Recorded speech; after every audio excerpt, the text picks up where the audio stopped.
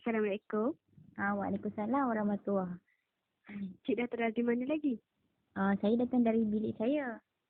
Oh, dari bilik. Datang sini kenapa? Saya bawa kereta tadi. Oh, naik kereta. Sebelum kita mulakan sesi, selesa tak keadaan pada hari ini? Oh, selesa? Okey je ni. Bilik ni selesa ke untuk kita mulakan sesi sekarang ni? Selesa. Boleh. Okey. Sebelum kita mulakan sesi, saya nak ucapkan terima kasihlah kepada Cik kerana sudi hadir ke sesi kaunseling yang pertama pada hari ini. Izinkan saya untuk perkenalkan diri saya dulu lah. Nama saya Farah Waida binti Yusof. Boleh panggil Cik Farah, kaunselor Cik pada hari ini. Boleh Cik perkenalkan diri? Oh, boleh. Nama saya Adamira binti Abdul Jalil. Boleh panggil saya Ad. Saya sekarang umur 21 tahun. Saya berasal dari Kulim, Kedah. Saya sekarang ni sedang belajar dekat UUM. Jurusan accounting. Ijazah sarjana muda perakaunan. Dan sekarang ni saya dah semester 4 dah. Dah masuk tahun kedua dah. Sekarang ni Cik Ad tinggal di dalam kampus ataupun di luar ya? Oh, saya tinggal dekat hostel sebab UUM memang sediakan hostel untuk semua student dia. Kiranya student UUM semua wajib duduk kat hostel. Oh, baguslah UUM ni sebab pihak UUM dah sediakan penginapan kepada pelajar. So, pelajar ni tak perlu susah-susah cari rumah sewa di luar kan? Betul sebab keadaan UUM tu sendiri pun kan dah macam dia dalam sikit kan. So susah. Tak ada kawasan rumah sewa dekat situ. So memang semua masih akan duduk dekat asrama je. Oh, ibu bapa Cik Ad kerja apa ya? Mak saya kerja sebagai seorang guru dekat sekolah menengah. Ayah saya pula dia bekerja sendiri. Dia buat bisnes. Mak Cik Ad bertugas sebagai guru di mana? Mak saya mengajar dekat area kat rumah saya juga, dekat Kulim. Tapi dekat sekolah Cina. Dia ajar form 6. Lepas tu dia ajar subjek account. Oh, dah lama ke ayah Cik Ad bekerja sebagai usahawan?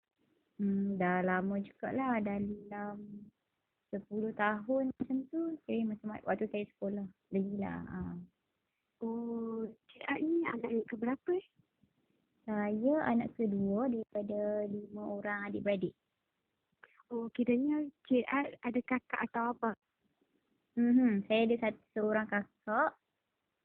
Lepas tu saya ada adik lah. Satu orang bawah saya. Oh, kakak Cik Ad tu masih belajar ataupun dah bekerja? Oh, kakak saya baru je habis degree. Dia baru kumpul dalam bulan 11 tahun. Bulan 11 tahun lepas. Oh, saya nak tanya sebelum Cik Ad menyambung pelajaran dalam degree di UM ni. Cik Ad lulusan STPM ataupun matrik ya? Oh, dulu saya belajar matrik dekat KMT, dekat Kolej Matrikulasi Kedah yang dekat Sangdun tu. Oh, okey. Boleh saya tahu apa benda kegemaran atau kesukaan Cik Ad? Warna kegemaran. Warna kegemaran saya suka warna biru. Oh, boleh saya tahu kenapa Cik Ad suka warna biru? Sebab saya ni suka laut. Laut ni kan dia rasa macam bila kita tengok tu kita rasa macam tenang je kan. Saya pun suka juga jalan-jalan kat pantai tu. Bila saya tengok laut tu warna biru, so saya rasa macam tenang je. Sebab tu saya suka warna biru. Oh, okey. Sebelum ni Cik Ad pernah menyertai apa-apa sesi kaunseling tak? Sebelum ni pernah tapi dia yang sesi tu dia macam ada ramai-ramai orang tu. Jadi tapi tak ramai sangat lah. Dia macam bawah daripada 10 orang. Macam tu. Saya dah tak ingat sesi counselling apa tu. Tapi yang dia ramai jugalah. Oh, yang sesi kaunseling ke Cik Ad? Betul-betul. Oh, nama dia sesi counselling kelompok eh. Saya pernah join tapi sekali je lah hari tu. Bila yang Cik Ad join tu? Oh, yang tu dah lama dah. Masa saya sekolah lagi. Sebab waktu tu ada macam program bawah unit counselling kan. So semua pada kena join. So saya join je lah waktu tu. Oh, dah lama je Cik Ad join. Cik Ad ingat lagi tak sesi kaunseling ni maksudnya apa? Sebab dah lama ke saya pun dah ingat lupa dah. Tapi yang saya ingat tu macam kita jumpa kaunselor. Lepas tu macam kita pergi selesaikan lah masalah lepas kita jumpa kaunselor tu. Betul tak? Betul dah tu Cik Ad. Saya kongsikan balik ya. kaunseling individu ni bersemuka antara kaunselor dan klien, iaitu saya sendiri sebagai kaunselor dan Cik Ad sebagai klien. Kita akan berbincang bagi menyelesaikan masalah klien. Itu masalah yang dihadapi oleh Cik Ad lah. Tapi Cik Ad belum pernah sertai sesi kaunseling individu ke? Oh, tak pernah. Yang ni lah kali pertama kalau yang individu ni. Oh, sesi kaunseling kelompok ini sama saja dengan kaunseling individu. Cuma bezanya, kalau kaunseling individu ni ia antara kaunselor dengan seorang klien saja. Oh, faham. Okey, sebelum tu saya nak beritahu tentang etika kerahsiaan lah. Cik Ad tahu ke tentang etika kerahsiaan? Saya rasa saya pernah dengar tapi saya macam tak ingat sangat sebab dah lama dah kan. So, saya macam berapa sure. Boleh Cik Fah terang tak? Okey.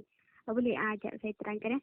Etika kerahsiaan ni, apa yang kita bincangkan dan ceritakan dalam sesi ni, Cik Ad dan saya sendiri sebagai kaunselor tidak boleh membawanya keluar daripada sesi ni. Jadi, apa yang kita bincangkan dalam sesi ni habis di sini sahaja, tak boleh dibawa keluar daripada sesi ni. Oh, kiranya rahsia antara kita berdua je lah ya? Rahsia antara kita berdua je.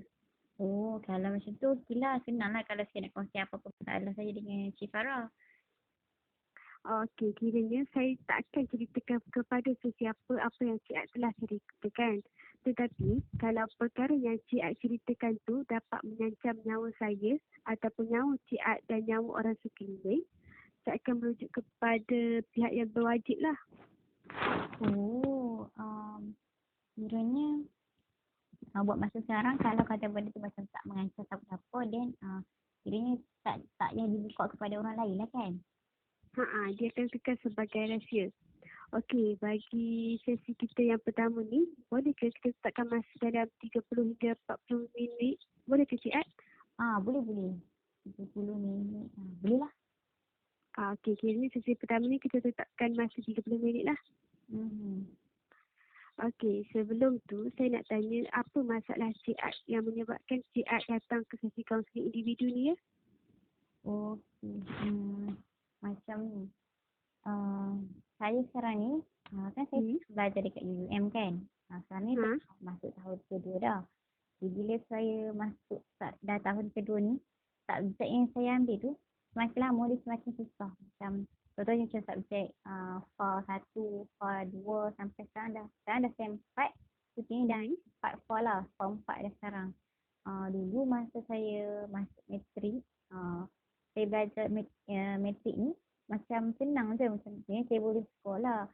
Sebab tu dah saya sambung degree account. Tapi bila saya dah masuk account ni, dah masuk tahun kedua ni pula, so benda tu macam semakin susah. Kawan-kawan saya pun ada je yang cakap sebelum ni macam degree dengan matrik ni macam tak sama lah. Bila degree ni macam makin susah. Jadi saya dah masuk dah sendiri, baru saya betul-betul faham, memang susah pun benda tu. Lepas tu ada juga sini saya cakap, bila masuk tahun ketiga nanti, so dia macam lagi susah. Semasa Cik Ad belajar di matrik, keputusan peperiksaan Cik Ad macam mana ya? Cemerlang ke ataupun sekadar memuaskan? Masa saya dekat matrik tu, keputusan saya cemerlang lah. Cemerlang tu yang saya macam yakin yang saya boleh macam untuk teruskan jurusan perakaunan ni untuk degree. Tapi keputusan untuk menyambung pelajaran dalam jurusan akaun ni, Cik Ad sendiri yang pilih ataupun Cik Ad dipaksa daripada mana-mana pihak ya? Tak, memang saya sendiri nak ambil sebab memang saya memang minat akaun dari sekolah pun, masa saya form 3 tu pun saya dah cakap dengan mak saya macam saya tak naklah sambung bio, saya nak sambung akaun. Lepas tu tingkatan 5, tingkatan 4 tingkatan 5 SPM, saya ambil akaun dan saya okey lah keputusan saya dapat A. Sebab mak saya pun ajar akaun kan, so saya rasa macam tak ada masalah pun kalau saya nak belajar, saya boleh jumpa mak saya sendiri. So sampai SPM, masa SPM tu mak saya lah macam yang banyak tolong saya juga masa belajar. Lepas tu saya masuk matrik pun saya sambung juga degree account. Ada jugalah mak saya tolong sikit je sebab masa kat matrik kan jauh dari rumah kan. Tu dah okey dekat matrik tu saya sambung lagi sekali dekat degree. So memang tak ada siapa paksa, memang saya sendiri yang nak dari awal lagi saya nak. Okey Cik Ad, teruskan. Lepas tu, bila saya makin belajar, subjek Hmm. tu kan semakin susah kan. Jadi, saya macam semakin susah nak faham.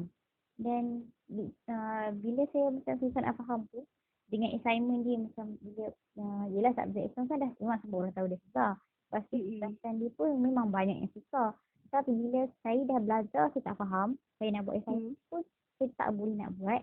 So, saya rasa macam saya dah nak fed up tau. Saya rasa macam saya tak boleh nak teruskan dah apa yang saya belajar ni.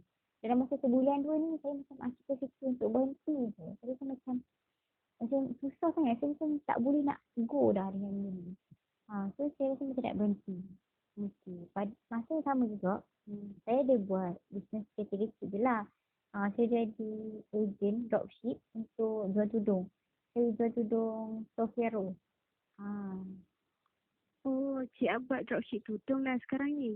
Saya buat, jadi saya buat sambilan je macam saya start tu seronok-seronok je sebab saya tengok kawan-kawan saya ada juga yang buat Hmm. bisnes online kan. Saya rasa macam nak cuba. So, saya pun cubalah buat bisnes untuk tudung Sofia Rose ni. Lepas tu Hmm. bila dah lama saya buat, saya tengok bisnes saya ni membawakan keuntungan kepada saya. Sampai kan sekarang ni dah pecah 1,000 ke 2,000 dah saya punya pendapatan yang bersih. So bila saya tengok perniagaan saya ni sampai ke bulan kelima dah sekarang ni, Hmm. saya rasa macam antara study dengan saya buat bisnes, saya rasa buat bisnes tu yang lagi banyak mendatangkan kebaikan pada saya. Sebab saya nampak kan duit tu macam Hmm. saya dapat duit tu masuk setiap bulan tu. So saya rasa macam uh, saya kalau saya katalah kalau saya berhenti belajar kan. So Hmm. saya rasa saya mampu je untuk teruskan survive dengan perniagaan yang saya buat sekarang ni. Oh, kiranya income yang Cik Ad dapat tu dapat menampung lah kehidupan Cik Ad. Betul. Income saya tu sebab kira macam saya pun tak ambil PTPTN. So Hmm. sebelum ni memang duit belanja daripada mak ayah saya je lah. Memang sampai hari ni pun mak saya bagi duit belanja. Tapi bila saya buat bisnes tu, saya dapat lebih. So saya macam kalau saya nak beli apa-apa yang saya rasa macam mungkin keperluan pun. Tapi sebabkan saya ada duit, so saya boleh beli. Sebab itulah saya rasa macam sebenarnya perniagaan saya ni yang banyak bantu saya berbanding dengan apa yang saya belajar tu. Oh, kiranya income Cik Ad tu Cik Ad boleh gunakan untuk beli barang keperluan lain. Tu tak Mm-mm. menyusahkan parents Cik Ad lah. Betul. Lepas tu, ada satu hari tu, saya tengok dekat TV lah, iklan TV.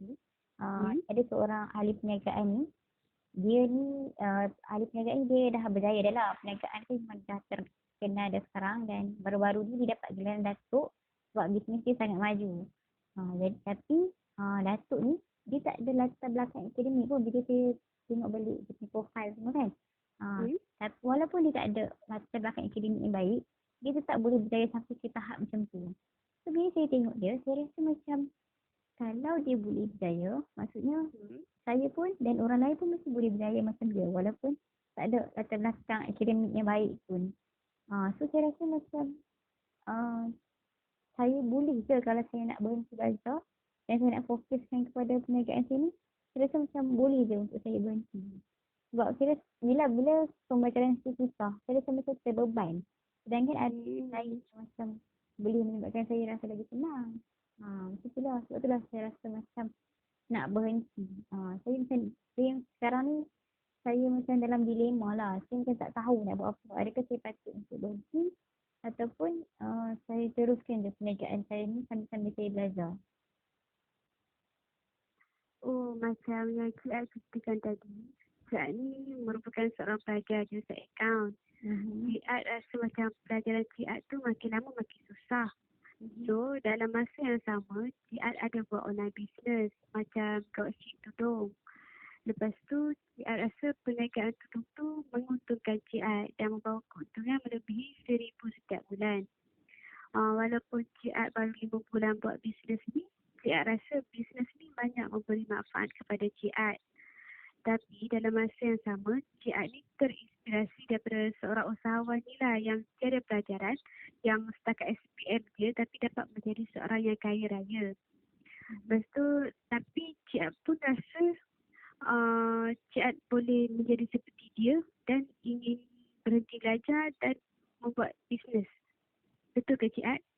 Betul. Jadi Cik Ad dalam dilema hendak teruskan belajar ataupun nak berhenti belajar sebab Cik Ad rasa bisnes Cik Ad ni telah memberi banyak keuntungan yang besar kepada Cik Ad. Manakala pembelajaran Cik Ad ni tidak memberi apa-apa manfaat untuk Cik Ad pada masa sekarang. Jadi saya rasa macam saya tak tahu apa yang saya patut buat sekarang. Saya patut berhenti ke, saya patut teruskan ke. Saya buntu. Sebelum ni Cik Ad ada tak terbaca ataupun tercari seorang usahawan yang ada pelajaran yang tinggi tapi dia pun berjaya juga?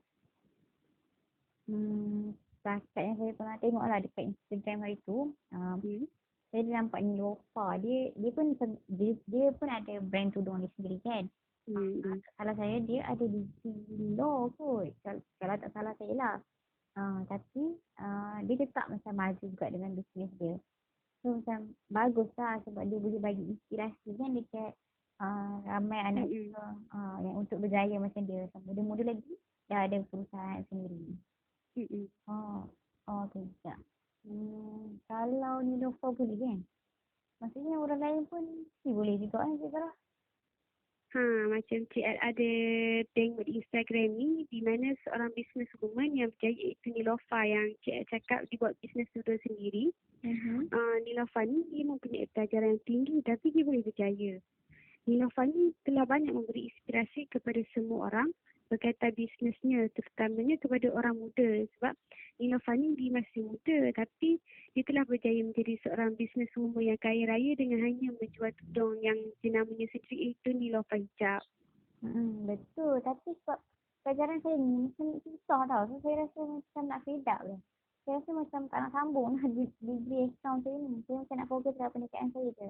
Tapi masa yang sama tu macam saya kena fikir juga lah benda lain sebab macam mak ayah saya ke. Sebab saya tak sempat lagi bersama dengan parents saya macam ni.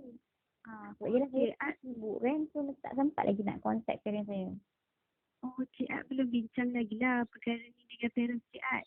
Belum. Saya jumpa Cik Farah dulu. Sebab saya macam tak tahu kan nak buat macam mana. So saya datang dulu lah sesi. Saya pun takut juga sebenarnya kalau parents saya tak setuju. Saya takut kalau macam mak saya takut kalau saya beritahu mak saya nak berhenti. Mesti dia macam kecewa kan. Yelah mana ada mak ayah yang hantar anak dia untuk belajar setengah jalan je kan. Mesti nak anak dia berjaya. So saya rasa mak saya pun mesti nak tengok saya pun berjaya juga.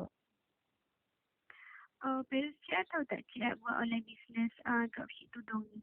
Tahu je. Dia support tak business Cik Ad ni? Dia okey je. Cuma dia orang cakap bisnes juga. Tapi study tu jangan lupa lah. Macam parents Cik Ad pun pentingkan pelajaran jugalah. Betul.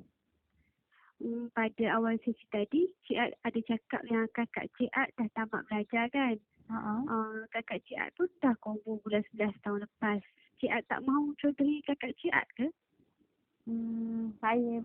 Bila saya tengok di combo tu, saya pun rasa macam teringin jugalah nak grab macam dia, nak pakai sebuah combo, naik pentas, ambil CJ combo dan masa tu saya nampak lah mak saya memang bahagialah hari kakak saya combo tu. Tapi itulah saya macam saya dalam dilema lagi. Saya macam tak nak buat keputusan. Saya buntu sangat sekarang ni. Cik Ad dilema sebab pelajaran Cik Ad makin lama makin susah ke? Sebab benda tu sendiri yang telah membebankan Cik Ad. Betul. Lepas tu apa yang Cik Ad rasa nak buat lepas ni?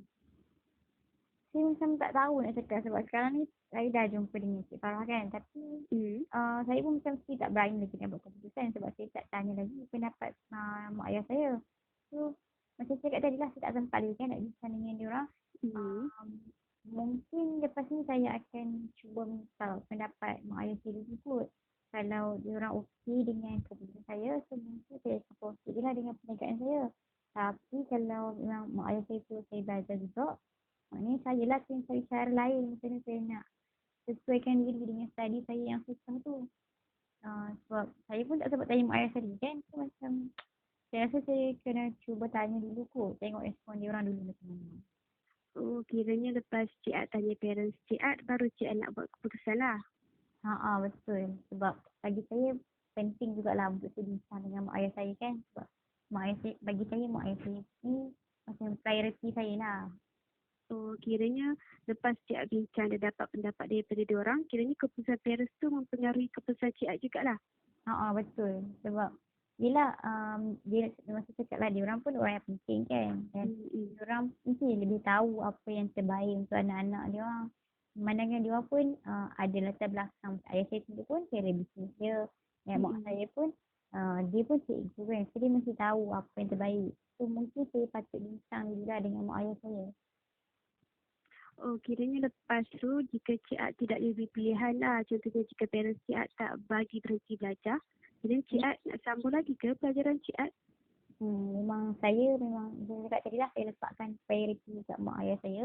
So kalau katalah dia suruh belajar juga, maknanya saya lah kena cari alternatif lain. Macam mana saya nak settlekan masalah belajar saya tu. Sebab sekarang ni saya pun macam saya busy kan dengan bisnes saya. So macam saya tak ngam sangat lah dengan kawan-kawan saya yang satu kos dengan saya ni. Saya banyak kawan yang macam yang buat bisnes dengan saya juga. Sebab ya, bila kita bisnes ni kita nak ada macam networking kan. So kawan-kawan yang bisnes tu sebab tu lah kot saya rasa macam susah sikit lah untuk cope dengan study saya ni. Sebab saya banyak gerak sendiri. Oh, Cik Ak banyak berkawan dengan kawan yang sama buat bisnes dengan Cik Ak lah. Tak banyak bergaul dengan kawan yang sama kos dengan Cik Ak. Kenapa ya Cik Ak kurang bergaul dengan kawan yang sama kos dengan Cik Ak? Sebab saya tak cekap sangat lah dalam pelajaran saya ni.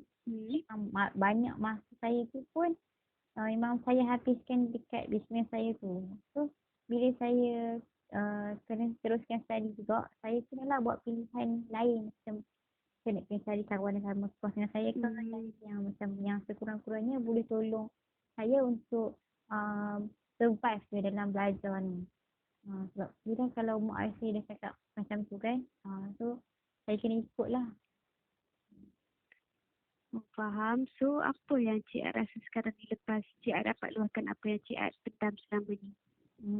Sekarang ni saya rasa macam lega lah. Macam apa yang saya cabut yang sebulan 2 ni macam dah lapang lah fikiran saya. Sebab bila mungkin dah kita cakap Farah, saya rasa macam saya buntu juga sebenarnya. Tapi bila kita dah cakap balik macam cakap pasal parents saya, so saya rasa bila saya akan tanya parents saya lepas ni, mungkin mereka akan bagi pendapat mereka dan saya pun akan boleh decide lah apa yang saya nak buat lepas ni. So sekarang ni saya rasa macam dah lega lah sikit lah, dah tenang lah. Okey, apa yang saya dapat rumuskan sekarang ni, Cik Ak macam nak balik dekat rumah dulu. Lepas tu tanya parents Cik Ak dulu lah. Tanya parents dulu pendapat dia orang, sama ada dia orang bagi Cik Ak teruskan pelajaran ataupun boleh berhenti belajar dan teruskan perniagaan tu. So, Cik Ak pun macam ambil keputusan nak tunggu pandangan parents dulu lah. So, ada apa-apa lagi tak Cik Ak nak luahkan? Saya rasa yang tu je rasanya. Sebab yang tu je yang mengganggu saya sebulan 2 ni.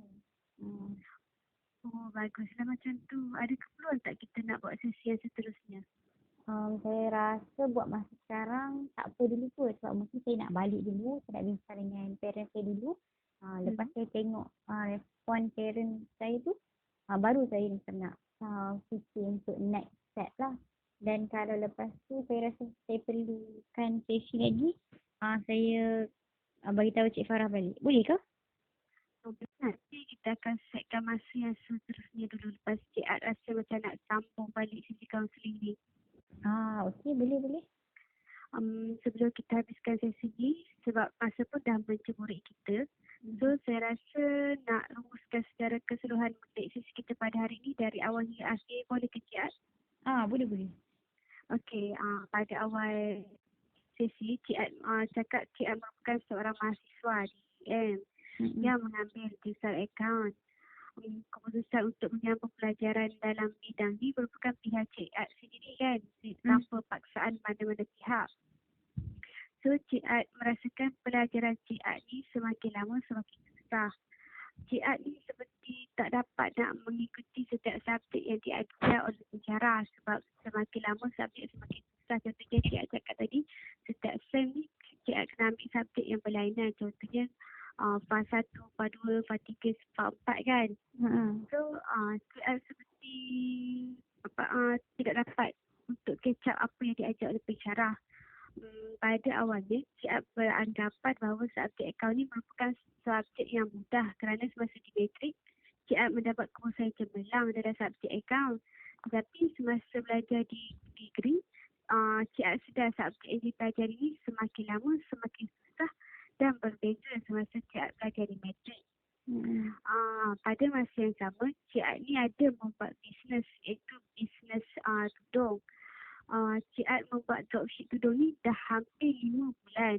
Walaupun baru membuat bisnes tudung ni selama 5 bulan, tetapi keuntungan Cik Ad dapatnya melebihi 1,000 sebulan.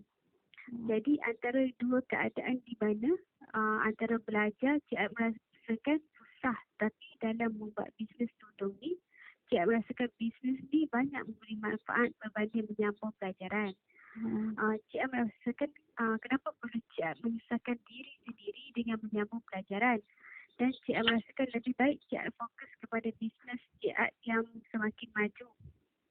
Lepas tu pada satu hari, Cik Ad ni ada terbaca mengenai seorang usahawan yang berjaya di mana usahawan tersebut hanya mempunyai akademik SPM tetapi boleh menjadi kaya raya dan dalam masa yang sama telah mendapat pangkat datuk.